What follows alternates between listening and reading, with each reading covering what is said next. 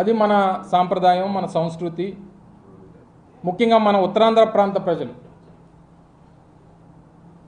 చాలా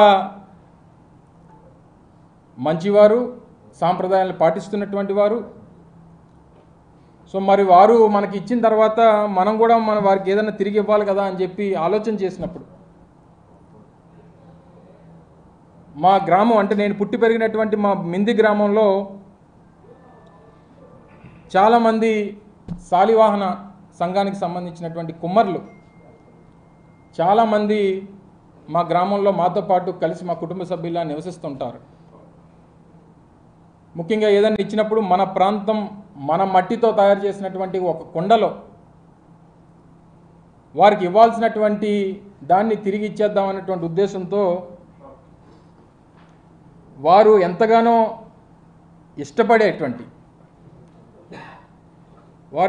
ఇష్టపడేటువంటి ఈ పప్పుని ఈ ప్రాంత మట్టితో తయారు చేసినటువంటి ఈ మట్టి కుండలో, మా ప్రాంత శాలివాహనుడు, మా కుమ్మరి సోదరుడు తయారు చేసినటువంటి మట్టి కుండలో పెట్టి, ఇక్కడ ఉన్నటువంటి వారు ఎవరన్నా సాహసం చేసి వారికి తీసుకెళ్ళి ఇవ్వగలిగితే మీరు ఇవ్వండి, లేకపోతే వారే పరిగెట్టుకొని వచ్చి దానికి ఆయనకి ఇష్టమైనటువంటి ఐటెం కాబట్టి నేనే వచ్చి తీసుకెళ్తానంటే తీసుకెళ్ళమనండి, ఎక్కడే ఉంచుతాను దీన్ని. కాకపోతే ఈ పప్పుతో పాటు ఇందులో కాస్త ఉప్పు కారం కూడా కలిపా. కేవలం ముద్దపప్పు అయితే సరిపోదు వారికి. కాస్త ఉత్తరాంధ్ర ప్రాంతం అనేక సందర్భాల్లో ఆ పార్టీకి, తెలుగుదేశం పార్టీ అధికారంలోకి రావడానికి కారణమైనటువంటి ఉత్తరాంధ్ర ప్రాంతం గురించి ఏ రోజు కూడా ఆలోచన చేయనటువంటి తండ్రి కొడుకులు ఇప్పుడు వచ్చి ఈ ప్రాంతం మీద ప్రేమ ఉన్నట్టు, ఈ ప్రాంతం అంటే అభిమానం ఉన్నట్టు, ఈ ప్రాంతానికి ఏదో భవిష్యత్తును ఇచ్చేస్తామన్నట్టు చెప్పేటువంటి మాటలు సిగ్గు, లజ్జ, ఏ రకమైనటువంటి విశ్వాసం ఈ ప్రాంతం మీద లేనటువంటి ఈ అబ్బా కొడుకులు ఇద్దరికీ ఈ ప్రాంతంలో ఉప్పు కారం కలిపినటువంటి దీంతో కలిపి పెడితే కాస్తంత సిగ్గు, లజ్జ, విశ్వాసం పెరుగుతాయనేటువంటి ఉద్దేశంతో దీన్ని తయారు చేయించారు.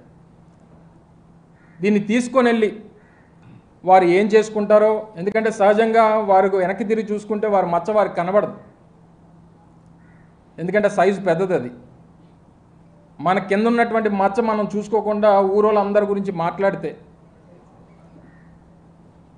ఈ రకమైనటువంటి పరిస్థితులే ఉంటాయి. ముఖ్యంగా వారు మాట్లాడుతూ నా మీద చేసినటువంటి విమర్శలు, నాకేదో 100 కోట్ల రూపాయలు నేనేదో అవినీతి చేసినట్టు, 100 ఎకరాలు నేను దోచేసినట్టు తాను మాట్లాడాడు. నేనేమి నీలాగా బ్యాక్డోర్ పొలిటీషియన్ కాదు. నేను నా తండ్రి మరణించిన తర్వాత 18 సంవత్సరాలు పోరాటం చేసి, ఈ ప్రాంత ప్రజల సమస్యల మీద పోరాటం చేసి, మీలాంటి ప్రభుత్వాల్ని ఎదిరించి, ఈ ప్రాంత ప్రజల తాలూకా మన్ననలు సంపాదించి, జగన్మోహన్ రెడ్డి గారి దయ వల్ల శాసనసభ్యుడిగా ఎన్నికై ఈరోజు మంత్రి స్థానంలో కూర్చున్నా. కానీ తమరు మంత్రి అయిన తర్వాత ఎమ్మెల్సీ అవుతారు. అబ్బబ్బబ్బబ్బబ్బా, తమరు మంత్రి అయ్యి తర్వాత ఎమ్మెల్సీ అవుతారు. తర్వాత ఎమ్మెల్సీ అయ్యి ఎన్నికలకి వెళ్ళి ఎమ్మెల్యేగా ఓడిపోతారు. తమర తాలూకా రాజకీయం అది. ఒక మాజీ ముఖ్యమంత్రి కొడుకు, ఆయన పోటీ చేసేటువంటి సమయానికి ఆయన ముఖ్యమంత్రి కొడుకు శాసనసభ్యుడిగా ఓడిపోతాడు. 45 సంవత్సరాలుగా ఈ విశాఖపట్నం జిల్లాలో రాజకీయం చేస్తున్నటువంటి ఒక మాజీ మంత్రి కొడుకు ఈరోజు శాసనసభ్యుడిగా గెలిచి మంత్రి పదవిని అధిరోహించి జగన్మోహన్ రెడ్డి గారి ఆశీర్వాదంతో ఈరోజు రాష్ట్రంలో ప్రతిష్టాత్మకమైనటువంటి పరిశ్రమల శాఖకి మంత్రిగా ఉన్నాడు. అది నీకు నాకు తేడా. సిగ్గుందండి అసలు నీకు? మాట్లాడగలవు? ఒక మాజీ ముఖ్యమంత్రి కొడుకు అయి ఉండి ఎమ్మెల్యేగా ఓడిపోయి నువ్వు వచ్చి మా గురించి, మాలాంటి వాళ్ళ గురించి మాట్లాడుతూ ఉంటే, నాకు తెలిసి నాకు ఊహ తెలిసిన దగ్గర నుంచి నేను పుట్టి పెరిగినటువంటి నా మింది గ్రామంలోనే నేను ఉంటున్నా. మా తాత కట్టించినటువంటి ఇంట్లోనే నేను నివాసం ఉంటున్నా. మా తండ్రి అక్కడే ఉన్నారు, నేను అక్కడే ఉన్నాను, మా తాత అక్కడే ఉన్నారు.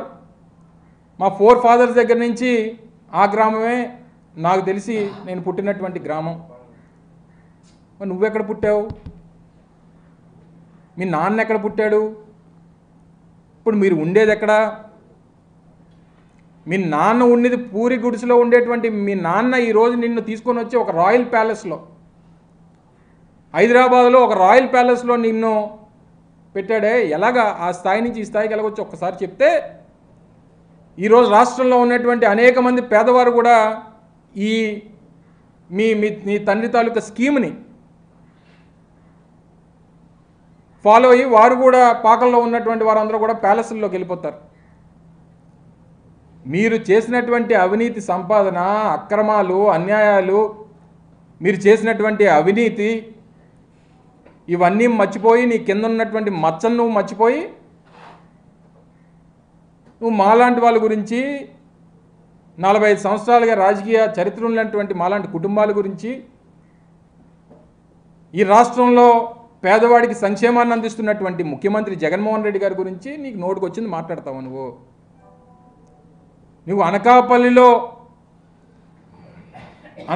పట్టణంలో కానీ అనకాపల్లి గ్రామీణ ప్రాంతాల్లో కానీ జరిగినటువంటి అభివృద్ధిని కనీసం చూడలేక, కనీసం అనకాపల్లి పట్టణంలో సమావేశం పెడితే అక్కడ మేము తయారు చేసినటువంటి బాగు చేసినటువంటి రోడ్లు కానీ, అక్కడ చేసినటువంటి అభివృద్ధి కార్యక్రమాలు కానీ, ఈరోజు అత్యంత ప్రతిష్టాత్మకమైనటువంటి అనకాపల్లి జిల్లాని ఏర్పాటు చేసి అనకాపల్లి పట్టణాన్ని జిల్లా హెడ్ క్వార్టర్గా మా హయాంలో అనకాపల్లికి ఆ గుర్తింపునిచ్చినటువంటి విషయాన్ని ఎక్కడ ప్రస్తావించాల్సి వస్తుందని ఇష్టం వచ్చినటువంటి మాటలు మాట్లాడతావు. మెడికల్ కాలేజ్ గురించి మాట్లాడతావు, ఆర్ఈసీఎస్ గురించి మాట్లాడతావు. నీ పక్కన ఉన్నటువంటి ఆ బంట్రోతులను అడిగితే నీ పక్కన కూర్చున్నటువంటి వారు ఎవరైతే దాన్ని అడ్డుకోవడానికి ప్రయత్నం చేసి అడ్డుకున్నారో, నువ్వు చెప్పినటువంటి విషయాలకు కారకులైనటువంటి వారందరినీ కూడా దొంగల ముఠాన్ని అందరినీ పక్కన కూర్చోబెట్టుకొని నువ్వు మళ్ళీ మమ్మల్ని ప్రస్తావిస్తూ మమ్మల్ని విమర్శిస్తావా?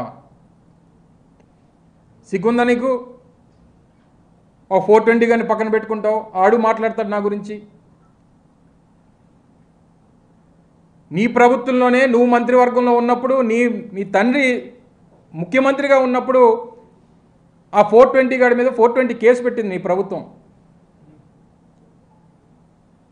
మా అనకాపల్లి మాజీ శాసనసభ్యుడి మీద 420 కేసు ఆ ప్రభుత్వంలో అధికార పార్టీ ఎమ్మెల్యే మీద నీ ప్రభుత్వమే 420 కేసు పెట్టిన 420 గారిని పక్కన కూర్చోబెట్టుకొని నువ్వు కూడా మాట్లాడితే, ఆ 420 గాడు వచ్చి నా గురించి మాట్లాడితే,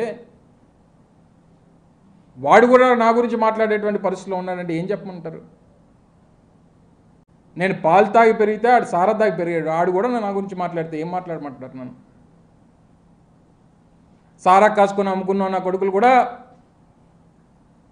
నా గురించి, నా కుటుంబం గురించి నేను ఇప్పుడు కూడా ఛాలెంజ్. ఇక్కడే ఉన్నాడు కదా ఆ మనిషి, ఎక్కడ మాడుగులు ఎక్కడ తిరుగుతున్నట్టున్నాడు. నువ్వు కానీ నేను ఏదన్నా ₹1 అవినీతి నేను చేశానని కానీ, నువ్వు చెప్పినటువంటి ఆ విస్తన్నపేట భూములలో 1 సెంటు భూమి నా పేరు మీద ఉన్నా కానీ రాజకీయాల నుంచి బయటికి వెళ్ళిపోతా, రాజకీయాలు మానేస్తా. నువ్వు దత్తత తెచ్చుకున్నాడు, నీ పవన్ అన్నే వెళ్ళి ఏం పేకలేకపోయాడు? వెళ్ళాడు కదా, ఒక రోజంతా సమయం వృధా ప్రయాసాలు వచ్చుకొని విస్తన్నపేట వెళ్ళి ఏం మాట్లాడాడు, ఏం రుజువు చేశాడు? మీరు కూడా వెళ్ళారు కదా.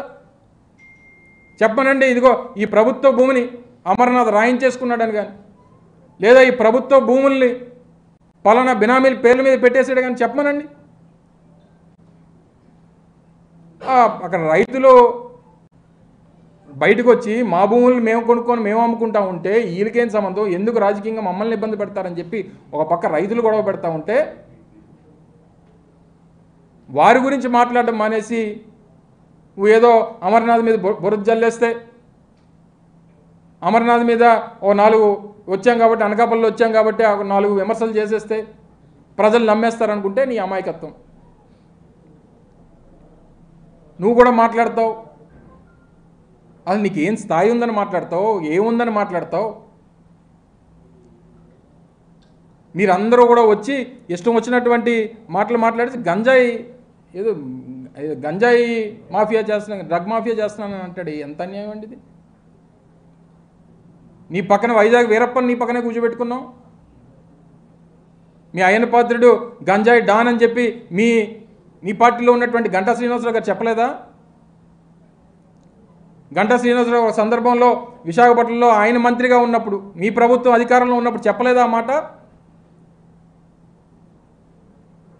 గంజాయి డాన్లని, వైజాగ్ వీరప్పల్ని అందరినీ కూడా నువ్వు పెట్టుకొని పక్కన, నువ్వు మమ్మల్ని అంటున్నావు, పక్కన 840ని 1680ని పక్కన పెట్టుకొని. సరే, నీ తండ్రి అంటే ఇంక అడగక్కర్లా, నువ్వు వెళ్ళి అద్దంలో చూసుకుంటే నీ తండ్రే కనబడతాడు. ఇద్దరికి పెద్ద తేడా లేదు. ఏదో సామెత చెప్పినట్టు మీరందరూ కూడా వచ్చి మాలాంటి వాళ్ళ మీద విమర్శలు చేసేసి ఉత్తరాంధ్ర మీద ఉద్ధరించేసినట్టు. ఎప్పుడన్నా ఉత్తరాంధ్ర ప్రాంతంలో నీ తండ్రి 14 సంవత్సరాలు ముఖ్యమంత్రిగా ఉన్నప్పుడు ఒక పోర్టు నిర్మాణం చేయాలని చెప్పి ఏ రోజన్నా ఆలోచన చేసావా? నేను మంత్రిగా ఉన్నప్పుడు, నేను పరిశ్రమల శాఖ మంత్రిగా ఉండి ముఖ్యమంత్రి గారి చేతుల మీదుగా శ్రీకాకుళంలో మూలపేట పోర్టుకి శంకుస్థాపన చేయించి పెద్ద ఎత్తున పనులు జరుగుతూ ఉన్నాయి. రమ్మనండి, నీకు కావాల్సినటువంటి ఛానల్స్ తీసుకునిరా. ఎంత త్వరితగతిన పనులు జరుగుతూ ఉన్నాయి చూపిస్తాం. నేను మంత్రిగా ఉండగా ఉత్తరాంధ్ర ప్రాంతంలో రేపు రాష్ట్రానికి భవిష్యత్ కాబోతున్నటువంటి ఉత్తరాంధ్ర ప్రాంతానికి ప్రతిష్టాత్మకమైనటువంటి భోగాపురం ఇంటర్నేషనల్ ఎయిర్పోర్ట్ శంకుస్థాపన చేయించింది మేము. మొన్న మీరు వచ్చారు కదా, మీరు అందరూ కూడా మిమ్మల్ని అందరూ కూడా తీసుకెళ్ళాం. ఎంత పెద్ద ఎత్తున రన్వే పనులు జరుగుతూ ఉన్నాయి, టెర్మినల్ బిల్డింగ్ నిర్మాణాలు జరుగుతూ ఉన్నాయి. రేపు 2025 డిసెంబర్కి మొదటి ఫ్లైట్ని తీసుకొని వచ్చి అక్కడ ఆపరేషన్ స్టార్ట్ చేయబోతూ ఉన్నాం. ఉద్దానం దగ్గర నుంచి, మెడికల్ కాలేజ్ దగ్గర నుంచి, ఇంజనీరింగ్ కాలేజీల దగ్గర నుంచి, ట్రైబల్ యూనివర్సిటీల దగ్గర నుంచి, అదాని డేటా సెంటర్లు కానీ, ఇన్ఫోసిస్ లాంటి ప్లాంట్లు కానీ, లేదా యొకోహోమా టైర్ కంపెనీ కానీ, బల్క్ డ్రగ్ పార్కులు కానీ, రేపు ఎన్టీపీసీకి సంబంధించినటువంటి గ్రీన్ హైడ్రోజన్ హబ్బులు కానీ అంటాడు. నేను మంత్రిగా ఉండుంటే 100 లెటర్లు రాసి ఇచ్చాను, ఉద్యోగాలు ఇచ్చేస్తారని అంటాడు. లేఖలు రాస్తే ఉద్యోగాలు రావు, ప్రతిభ ఉంటే ఉద్యోగాలు వస్తాయి. ఎంతమందికి ఇచ్చావు? నువ్వు లేఖలు ఇచ్చిస్తే ఎంతమంది ఉద్యోగాలు ఇచ్చారు చెప్పు? మనమే పెద్ద మేధావి, మళ్ళీ నువ్వు ఆయన మంత్రిగా ఉంటే లేఖలు రాసి ఇచ్చేస్తానంటే ఉద్యోగాలు ఇచ్చేస్తారట. ఎప్పుడన్నా స్థానిక సంస్థలు, స్థానికంగా ఉన్నటువంటి ప్రజలకి, స్థానిక యువతకి 75% ఉద్యోగ అవకాశాలు ఒక చట్టం తీసుకురావాలన్నటువంటి ఆలోచన ఎప్పుడన్నా నీ ప్రభుత్వం కానీ, నీ తండ్రి కానీ ఎప్పుడన్నా ఆలోచన చేశాడా? ఒకసారి చెప్పమను. ఈరోజు ప్రభుత్వం, వైఎస్ఆర్ కాంగ్రెస్ పార్టీ ప్రభుత్వం అధికారంలోకి వచ్చిన తర్వాత 75% స్థానికులకి ఉద్యోగ అవకాశాలు ఇవ్వాలని చెప్పి చట్టం చేసినటువంటి ప్రభుత్వం అది. సంతకాలు పెట్టిస్తే రేపు నా లెటర్ హెడ్ మీద రాసి ఇచ్చేస్తే ఉద్యోగాలు ఇచ్చేస్తారంటే రేపు అందరూ చదువు మానేసి అందరూ నా ఇంటి ముందు లైన్ కట్టేస్తారు. కట్టేసి సంతకాలు పెట్టిన వాళ్ళందరికీ, మినిస్టర్ గారు లేఖలు రాసి ఇచ్చిన వాళ్ళందరికీ ఉద్యోగాలు ఇచ్చేస్తారంటే ఇంక కంపెనీలు నడుపుకోక్కర్లేదు. ఏం మాట్లాడుతావు? కాస్త బుర్ర ఉందా నీకు? అందుకే నీకు ఈ పేరు పెట్టారు. నీకు ఈ పేరు పెట్టిందే దానికి. ఇష్టం వచ్చినటువంటి మాటలు. నేను ఏదో మాట్లాడుతూ మళ్ళీ జగన్మోహన్ రెడ్డి గారి కుటుంబ సభ్యులు జగన్మోహన్ రెడ్డి గారు విమర్శలు చేస్తున్నారు, వాళ్ళ కుటుంబ సభ్యులనే సరిగ్గా చూసుకోలేకపోతున్నాడు అనేటువంటి మాట మాట్లాడాడు. చెప్పు, నీకు మీ తాత నందమూరి తారక రామారావు గారు నీ తండ్రి గురించి ఏం చెప్పారు ఒకసారి చెప్పు. లేదా మీ తాతగారు ప్రేమించి పెళ్లి చేసుకున్నటువంటి మీ అమ్మమ్మ గారు అయినటువంటి లక్ష్మీపార్వతి గారు మీ నాన్నగారి గురించి ఏం చెప్పారు ఒక్కసారి చెప్పు. లేదా మీ అమ్మగారితో తోబుట్టుగా పుట్టినటువంటి మీ మామ నందమూరి హరికృష్ణ గారు నీ తండ్రి గురించి ఏం చెప్పారు ఒక్కసారి చెప్పిన ఆయన. లేదా మీ పెదనాన్నగారు దగ్గుబాటి వెంకటేశ్వరరావు గారు ఆయన రాసుకున్నటువంటి పుస్తకంలో నీ తండ్రి గురించి ఏం రాశారు ఒకసారి చెప్పు. లేదా మీ పెద్దమ్మ పురంధేశ్వరి గారు మీ నాన్నగారి గురించి ఏం మాట్లాడారో ఒకసారి సెలవిస్తావా. లేదా నువ్వు దత్తత తెచ్చుకున్నట్టు మీ పవన్ అన్నయ్య, ఇప్పుడు ఎక్కడా లేనటువంటి ప్రేమ పుట్టుకొచ్చి పవనన్నా ఎప్పుడన్నా పిలిచావా మీ ఇంట్లో ఏమన్నా? పవనన్నా అని పిలుస్తున్నాడు. పోనా ఆ దత్తత తెచ్చుకున్నటువంటి ఆ పవనన్నయ్యకి మీ నాన్న గురించి మాట్లాడినటువంటి మాటలు ఒకసారి గుర్తెచ్చుకుంటావా? ఇప్పుడు మీ ఇంట్లో తోబుట్టువు కదా నీకు పవన్ అన్నయ్య, మీ పవన్ అన్నయ్య గారు మీ నాన్నగారి గురించి ఏం చెప్పారు ఒకసారి గుర్తెచ్చుకున్నా? మీ సొంత చిన్నాన్న రామ్మూర్తి నాయుడు నీ తండ్రి గురించి ఏం చెప్పాడు ఒకసారి చెప్పు, ఒకసారి ప్రజలకు చెప్పు ఇవన్నీ. ఇంకా మీ పెద్దమ్మ పురంధేశ్వరి గారికి రాజకీయంగా పదవినిచ్చి ఎంపీని చేసి కేంద్ర మంత్రిని చేసినటువంటి చరిత్ర రాజశేఖర రెడ్డి గారికి దక్కుతుంది. ఎప్పుడన్నా మీ నాన్న అనుకున్నాడా వదిన గారిని ఎప్పుడన్నా ఎంపీ ఇచ్చి ఎన్డీఏలో ఉన్నప్పుడు కలిసి ఆవిడని మంత్రిని చేద్దాం అన్నటువంటి ఆలోచన ఎప్పుడన్నా చేశాడా? నువ్వు కుటుంబ సభ్యుల గురించి, కుటుంబ సభ్యుల బంధుత్వాల గురించి, బంధాల గురించి సిగ్గులేదు మాట్లాడడానికి నీకు? ఏం మాట్లాడుతున్నావు నువ్వు అసలు? నువ్వు ఐటీ మంత్రిగా ఉన్నప్పుడు ఈ రాష్ట్రంలో ఎగుమతులు కేవలం 900 కోట్ల రూపాయలు మాత్రమే ఐటీ ఎగుమతులు ఉంటే, మేము ప్రభుత్వంలోకి వచ్చిన తర్వాత ఈరోజు కేంద్ర ప్రభుత్వం ఇచ్చినటువంటి లెక్కల ప్రకారం 2500 కోట్ల రూపాయల ఐటీ ఎగుమతులు ఈరోజు చేస్తూ ఉన్నాం రాష్ట్రం నుంచి. నువ్వు బాగా చేసినట్ట, మేము బాగా చేసినట్ట? ఈరోజు 250 ఐటీ కంపెనీలు ఒక్క విశాఖపట్నంలో పనిచేస్తూ ఉన్నాయి. ప్రతిష్టాత్మకమైనటువంటి ఇన్ఫోసిస్ సంస్థని ఈరోజు విశాఖపట్నం తీసుకొచ్చినటువంటి చరిత్ర మాది. రాష్ట్రంలో దాదాపు 70-80 వేల మంది ఐటీ ఉద్యోగస్తులు రాష్ట్రంలో ఇతర ప్రాంతాలతో కలిపి ఈరోజు ఐటీ ఉద్యోగస్తులు పనిచేస్తూ ఉన్నారు. ఒక్కొక్క సందర్భంలో మీరు గుర్తుందో లేదో 2017లో ఆయన ఐటీ శాఖ మంత్రిగా ఉన్నప్పుడు విశాఖపట్నంలో ఒక పత్రికా సమావేశంలో ఆయనే చెప్పాడు, విశాఖపట్నానికి ఐటీ సంస్థలు రావు, ఇక్కడ ఏమీ లేదు, ఇక్కడ ఇకోసిస్టమ్ లేదు, ఇక్కడ వచ్చేదానికి ఎవరో ఇంట్రెస్ట్ చూపించట్లేదు అన్నటువంటి మాట ఈ మనిషి చెప్పాడు. ఆ పేపర్ క్లిప్పింగ్ కూడా కావాలంటే నీకు పంపిస్తా.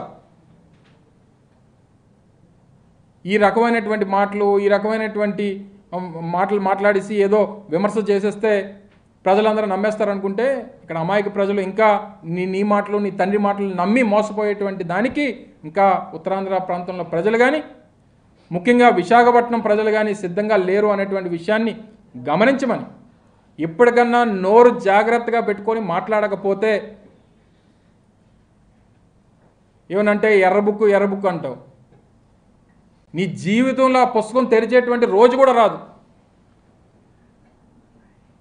నీ జీవితంలో నీకు నీ తండ్రికి ఎప్పటికీ ఆ ఎర్ర పుస్తకం కనీసం మొదటి పేజీ కూడా తెరిచేటువంటి రోజు రాదు. అది నువ్వు మడిచి ఎక్కడో పెట్టుకోవడం తప్ప. నీ కుర్చీని ఇప్పటికే మడత పెట్టేశాం 2019లో, మీ నాన్న కుర్చీని మడత పెట్టేశాం. రేపు నీ పుస్తకాన్ని కూడా నువ్వు మడిచి ఎక్కడ పెట్టుకోవాలో అక్కడ పెట్టుకో, కావాల్సినంత ఉంది నీకు. ఇంకా ఇక్కడైనా నువ్వు ఎంత సీరియస్గా డైలాగులు చెప్దామన్నా, ఎంత సీరియస్గా మా మీద విమర్శలు చేద్దామన్నా నిన్ను చూసి ఆ సీరియస్నెస్ మాకు రావట్లేదు. అంత కామెడీ ఫేస్ మంది. దయచేసి ఈ తప్పుడు రాతలో ఎవడో ఇచ్చినటువంటి 4 పదాలు స్పష్టంగా పలకవయ్యా. నువ్వు పెట్టినటువంటి సమావేశం పేరు చెప్పు ఏంటో. నువ్వు నేను చెప్పడం కాదు, ఆయన చెప్పమను. మనం డెంగ్యూ జ్వరాలు అని చెప్పమను, చెప్పగలలేమో. ఏమో ఆయన ఏమంటాడు, ఆయన అడుగు, నన్ను ఏమని చెప్పమంటావు. సో ఈ కనీసం నోరు తిరగనటువంటి నువ్వు కూడా మా గురించి మాట్లాడితే ఏం సమాధానం చెప్తాం? దయచేసి ఆ మాటలు మానుకొని, ఇప్పటికన్నా మేము 14 సంవత్సరాల్లో మా నాన్న ముఖ్యమంత్రిగా ఉన్నప్పుడు ఏం చేయలేకపోయాం, ఈసారి ఇస్తే ఏదైనా ప్రయత్నం చేస్తామనేటువంటి మాట చెప్పుకునేటువంటి ప్రయత్నం చేయండి తప్ప మా మీద విమర్శలు చేసి ఏదో చేసేసామని ఒక భ్రమ కల్పించి దయచేసి ఇక్కడ ప్రచారాలు చేయొద్దు, మా మీద తప్పుడు ఆరోపణలు చేయొద్దు అని చెప్పి మరొకసారి ఈ పప్పుకి హెచ్చరిస్తూ నిన్న చేసినటువంటి వ్యాఖ్యల్ని మరొకసారి తీవ్రంగా ఖండిస్తూ ఉన్నాం.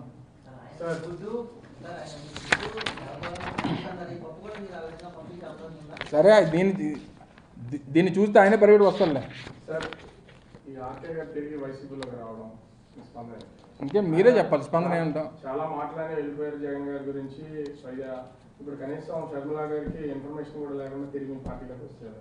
అంటే ఏమన్నా వ్యాపారాలు అవి ఇవి ఏమన్నా ఏముంటాయి వ్యాపారాలు ఏమన్నా ఇస్తారని ఆశపడడం వాళ్ళు వస్తారా? అది ఆయన అడగాలి నువ్వు. ఏదేమైనప్పటికీ జగన్మోహన్ రెడ్డి గారి నాయకత్వాన్ని, జగన్మోహన్ రెడ్డి గారి నాయకత్వం, జగన్మోహన్ రెడ్డి గారికి వస్తున్నటువంటి స్పందన, ఎందుకంటే జగన్మోహన్ రెడ్డి గారు నాకు తెలిసి గడిచినటువంటి ఈ 58 మాసాలుగా అనేక ప్రభుత్వ కార్యక్రమాల్లో పాల్గొన్నటువంటి సందర్భాలను మనం చూసాం. కానీ పార్టీ కార్యక్రమాల్లో పాల్గొన్నప్పుడు వస్తున్నటువంటి స్పందనని మనం భీమిలి సభ దగ్గర నుంచి, తర్వాత జరిగినటువంటి దెందులూరు సభ దగ్గర నుంచి, నిన్న కాక మొన్న జరిగినటువంటి రాప్తాడు సభ చూసిన తర్వాత అది జగన్మోహన్ రెడ్డి గారి మీద ప్రజలకి, సామాన్యుడికి ఉన్నటువంటి అభిమానం ఏంటో, ఆయన రోడ్డు ఎక్కితే వచ్చేటువంటి స్పందన ఏంటో క్లియర్గా కనబడతా ఉంది. సో ఒకరిద్దరు ఎవరన్నా తప్పిదం చేసినా, లేదా ఆ క్షణికావేశంలో తీసుకున్నటువంటి నిర్ణయాల్ని వారు సమీక్షించుకొని తీసుకునేటువంటి నిర్ణయాల్లో భాగంగా చూడాలి తప్ప దీన్ని పెద్దగా ఏదో జరిగిపోయింది, మళ్ళీ ఏదో ఇంకొక ఉపద్రవం వచ్చి పడిపోయింది అనేటువంటి దానికి చూడాల్సినటువంటి పని లేదనేటువంటిది నా అభిప్రాయం. ఏ బాబు రాని, ఏ బాబు అయితే ఏమో చెప్పు. ఏ బాబు అన్నా చంద్రబాబే కదా డిసైడ్ చేయాల్సిందే. ఏ పార్టీ కన్నా ఈరోజు రేపు బహుశా నాకు తెలిసి రేపో ఎల్లుండో ఎన్డీఏలో చేరుతున్నారు. ఎన్డీఏలో చేరిన తర్వాత ఆల్మోస్ట్ 3 పార్టీలు కలిసి వస్తాయి. 3 పార్టీలు కలిసి వచ్చిన తర్వాత ఎవరన్నా క్యాండిడేట్ కావచ్చు. వన్స్ వాళ్ళు కలిసి వచ్చిన తర్వాత క్యాండిడేట్ పలానోళ్ళు అని చెప్పి మేమే క్యాండిడేట్లు మార్చేటువంటి పరిస్థితి ఉండదు. లేదా ఎవరో పలానోళ్ళు వచ్చేస్తున్నారమ్మో ఏదో అయిపోతుంది, అమ్మో బ్రహ్మాండం బద్దలైపోతుంది అనేటువంటి పరిస్థితి కూడా మా దగ్గర ఉండదు. మేము రొటీన్గా మేము ఏమైతే నిర్ణయాలు తీసుకుంటామో ఆ నిర్ణయం మేము తీసుకునేటువంటి కార్యక్రమం చేస్తాం. Yes, thank you. చాలు.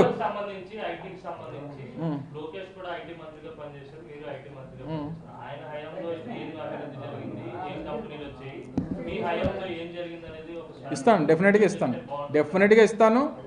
అనేక సందర్భాల్లో చెప్పాను, మళ్ళీ చెప్తున్నాను. మీకు కావాలంటే ఆన్ పేపర్ ఇస్తాను.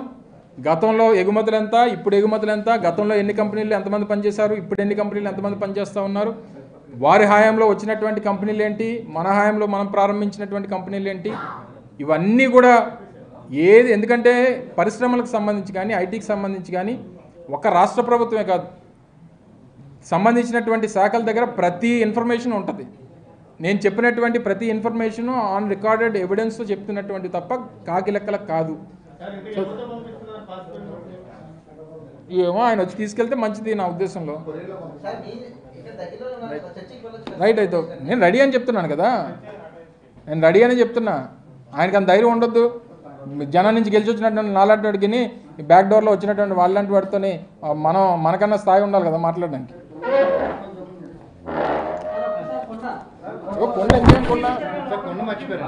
కొండ ఇదో మీరు ఎవరైనా పట్టుకెళ్తారా? కాదు,